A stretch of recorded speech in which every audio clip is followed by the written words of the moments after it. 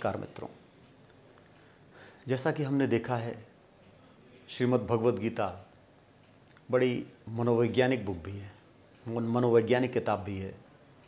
भगवान कृष्ण ने बहुत ही सूक्ष्म मनोवैज्ञानिक सिद्धांतों का वर्णन किया है और यह बतलाया है कि जीवन जीने में किस तरह के विचारों का, किस तरह की बुद्धि का उपयोग करना चाहिए ताकि हम किसी नशे में ना फंसें, किसी बुरी आदत में ना फंसें।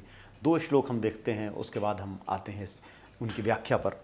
भगवान कृष्ण कहते हैं, सदृशम चेष्टते स्वस्याः प्रकृतेः ज्ञानवान अपि प्रकृतिं यान्ति भूतानि निग्रह किम करिष्यति। इंद्रियस्येन्द्रियस्यार्थे रागद्वेषौ व्यवस्थितौ तयोर्न वशम आगच्छेतौ हि अस्य परिपंथनौ। सदृशम चेष्टते स्वस्याः प्रकृतेः ज्ञानवान अपि। बोला चाहे कितना ही ज्ञानी व्यक्ति क्यों ना हो, वो जैसी उसकी प्रकृति है वैसी वो इच्छा करता है, उसमें उसको मज़ा आता है।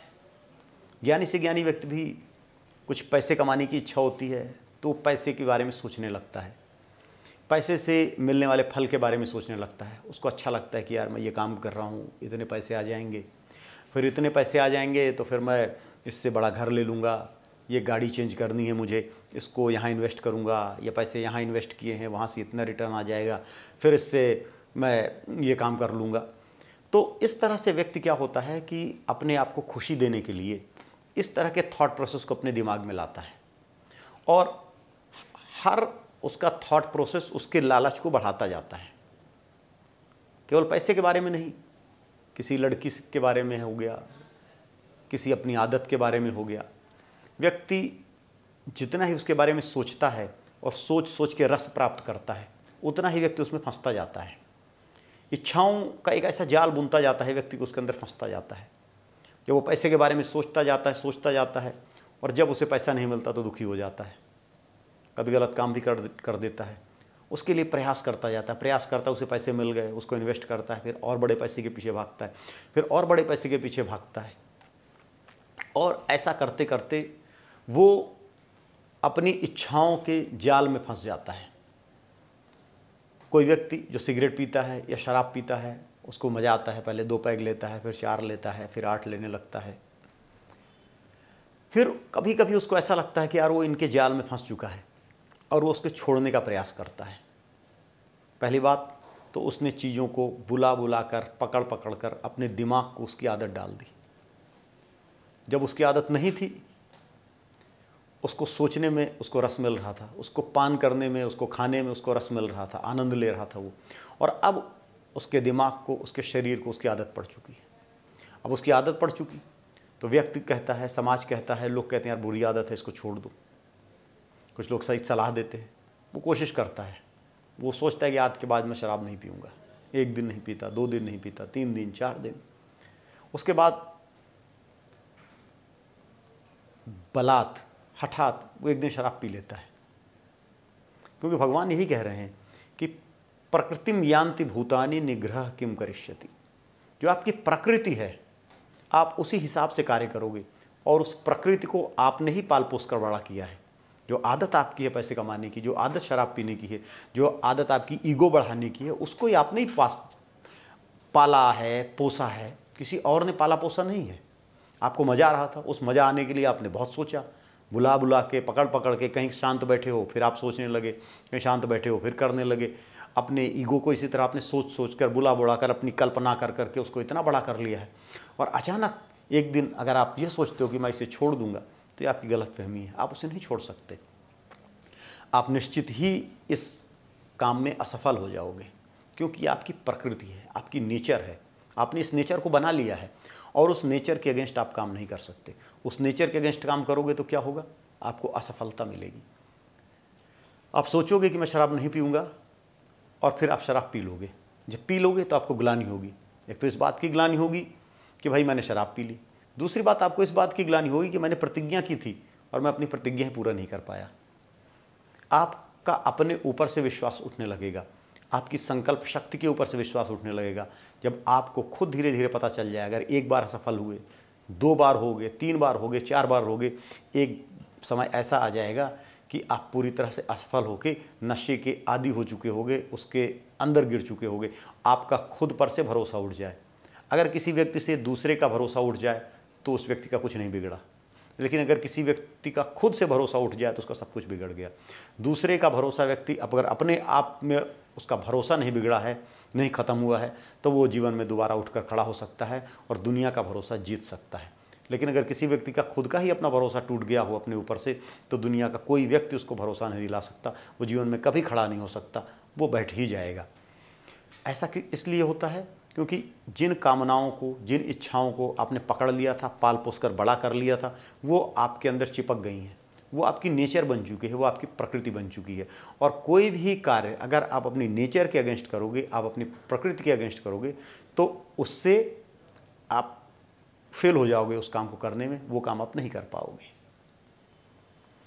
इसीलिए सबसे पहले जब भी आप कोई काम करो तो आपको पता होना चाहिए कि उसके परिणाम क्या है। और दूसरी बात, दो तत्व तो हमारे अंदर हैं। भगवान कृष्ण कहते हैं एक तो इंद्रियां हैं और एक होता है मन। मन इंद्रियों का स्वामी है। इंद्रियां हर चीज़ आपके पास लेकर आएंगी, अच्छा स्वाद लेकर आएंगी, अच्छा नशा लेकर आएंगी, अच्छा रंग रूप लेकर आएंगी, लेकिन मन को ये देखना है कि उसे किससे चिपकना है और किससे नहीं चिपकना है। जब तक इंद्रियां आपके मन के कंट्रोल में रहेंगी तब तक आप जीवन पर में ऊपर रहोगे, आप वासनाओं पर नियंत्रण करोगे, आप स्वामी रहोगे और इच्छाएं और वासनाएं आपकी दास रहेंगी। और जब आपने मन को शांत कर दिया, मन का इंद्रियों पर से नियंत्रण हट गया और इंद्रियां ही पूरे सब कुछ चलाने लगी, तब आप अपनी इच्छाओं के, अपनी ही कामनाओं के गुलाम बन जाओगे। ऐसा हो जाएगा, ऐसे काम आपसे हो जाएंगे कि समाज को, लोगों को लगेगा अच्छा आदमी ने ये काम कर दिया, ऐसा कर दिया। समाज में ऐसा ही होता है। कभी आपने देखा होगा कि कई बच्चों की माँ किसी के साथ भाग जाती है। कई बार ऐसा होता है कि अच्छा खासा व्यक्ति कोई गलत काम कर बैठता है, कोई सत्पुरुष कोई गलत काम कर बैठता है। जब आप मन से चिंतन करना चालू कर दोगे, वासनाओं को इकट्ठा करना चालू कर दोगे, रस लेना चालू कर दोगे, तो एक दिन ऐसा आएगा कि आपका आपसे ही नियंत्रण खत्म हो जाएगा और आप कुछ ऐसा कर बैठोगे जिसकी आपको खुद से भी उम्मीद नहीं थी।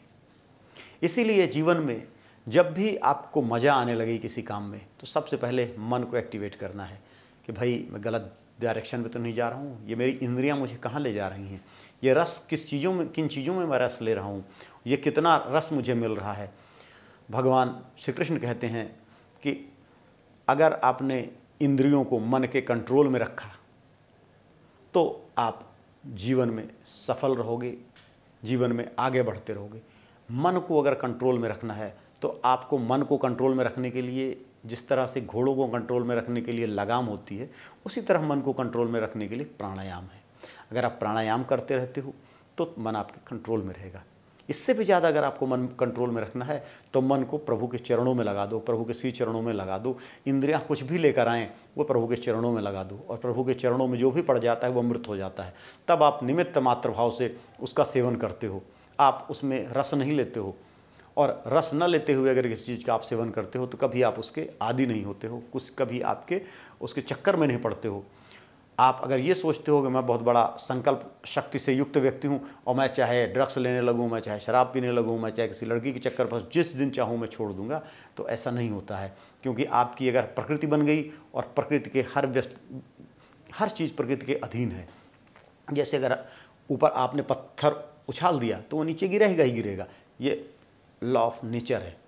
इसी तरह से स्पिनोजा कहता है कि ऊपर से गिरता हुआ पत्थर अगर अचानक चेतन हो जाए तो वो सोचेगा अपनी इच्छा से नीचे गिर रहा है, लेकिन वह प्रकृति के नियमों से नीचे गिर रहा है। भगवान कृष्ण गीता में यही कह रहे हैं कि आप जो भी कर रहे हो अपनी प्रकृति के वशीभूत होकर कर रहे हो, तो आपकी प्रकृति किस तरह बनेगी यह आप अपने कंट्रोल में रखो। इसको अपने मन के नियंत्रण में रखो, इसको इंद्रियों के भरोसे मत छोड़ो, इसको अपनी वासनाओं के भरोसे मत छोड़ो।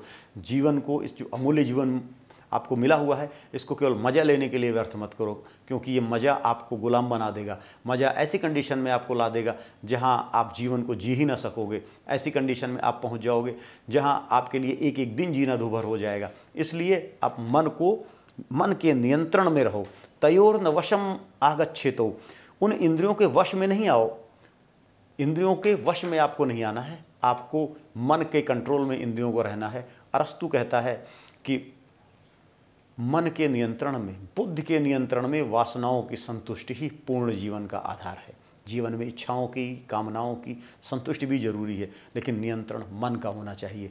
जो व्यक्ति केवल वासनाओं के पीछे जाता है, अपने बुद्धि विवेक को किनारे कर देता है, वो व्यक्ति पशुवत जीवन जीता है।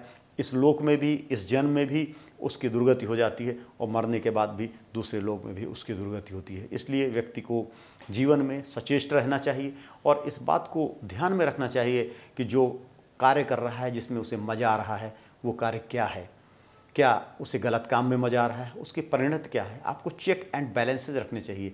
विद्वान लोग कहते हैं कि जब भी आप सोने जाओ तो आप देखो, आज आप विचार करो सोने से पहले कि आज आपने जीवन में क्या अच्छा किया, क्या बुरा किया। ये बुद्धि का एक नियंत्रण है, एक चेक है आपकी इंद्रियों पे। और आज जबकि जीवन की दौड़ इतनी तेज हो गई है कि व्यक्ति जान ही नहीं पाता कि कब वो गलत दिशा में जा रहा है। और मुख्यतः ये युवाओं के साथ समस्या हो जाती है कि कभी कभी वो बिल्कुल गलत रास्ते में पड़ जाते हैं और इतने गलत रास्ते में पहुंच जाते हैं कि वो खुद भी निकलने का वहाँ से रास्ता नहीं देख पाते और कभी कभी सुसाइड जैसा कदम उठा लेते हैं, डिप्रेशन में चले जाते हैं।